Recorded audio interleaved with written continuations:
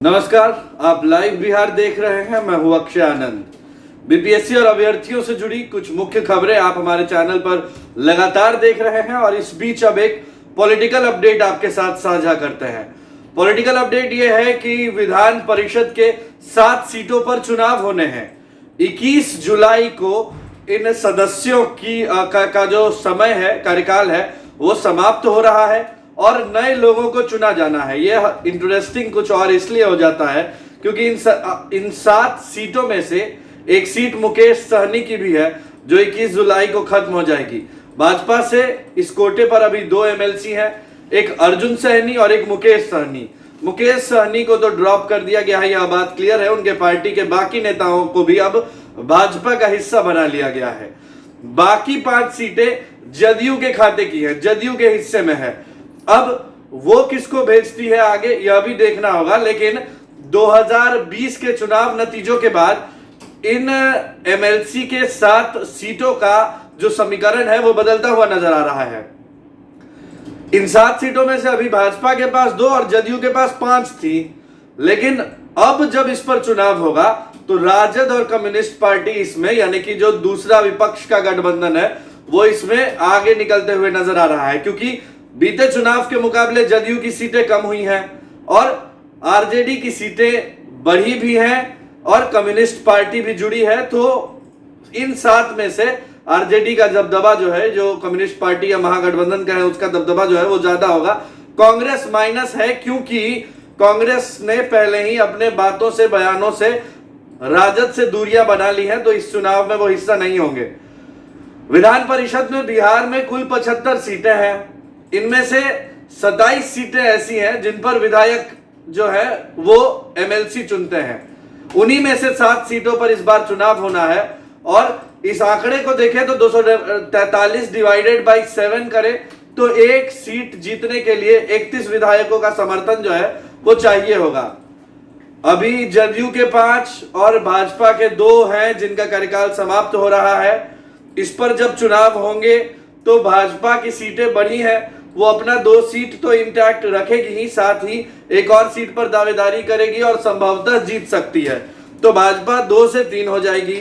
जदयू जो इस बार 5 पर है वो 1 पर सिमट सकती है क्योंकि 1 पर वो पूरा 31 वोट लाकर जीत जाएगी और दूसरी सीट के लिए वो भाजपा को समर्थन दे सकती है क्योंकि उसके पास टोटल 62 से कम सीटें हैं, तो 2 सीट पूरी तरह से जीतना मुश्किल है। भाजपा सॉफ्ट कॉर्नर दिखाए तो ये दूसरी सीट जदयू को दे सकता है, यानी भाजपा अपनी तीसरी सीट जदयू को दे सकता है। तो फिर 2 भाजपा और 2 जदयू हो जाएंगे। ऐसे 3 भाजपा और 1 जदयू होने की संभावना जो है आने वाले चुनावों में है। इन 7 सीटों में से अभी राजद के एक भी कैंडिडेट नहीं है, मगर क्योंकि विधानसभा में राजद के पास अच्छी सीटें हैं और 62 से अधिक सीटें हैं, तो 2 सीट पूरी तरह से राजद अपने खेमे में लेगी। 1 सीट पर संभवतः सुबोध राय जो एमएलसी चुनाव हार गए वैशाली से, भूषण राय से आरोप भी उन्होंने लगाया।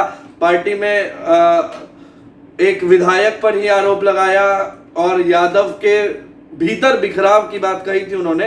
वो लालू फैमिली, तेजस्वी यादव, राबड़ी देवी और लालू प्रसाद यादव के बहुत करीब हैं।